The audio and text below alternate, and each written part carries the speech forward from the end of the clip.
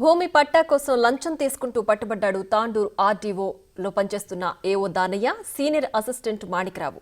దుద్యాల గ్రామానికి చెందిన ఓ వ్యక్తికి సంబంధించిన పట్టా భూమిలో తప్పులు సవరించడానికి 5 లక్షలు లంచం డిమాండ్ చేయగా ఏసీబీ అధికారులకు ఫిర్యాదు చేశాడు బాధితుడు. దీంతో రంగంలోకి దిగిన ఏసీబీ లంచం తీసుకుంటుండగా 2 అధికారులను రెడ్ హ్యాండెడ్గా పట్టుకున్నారు.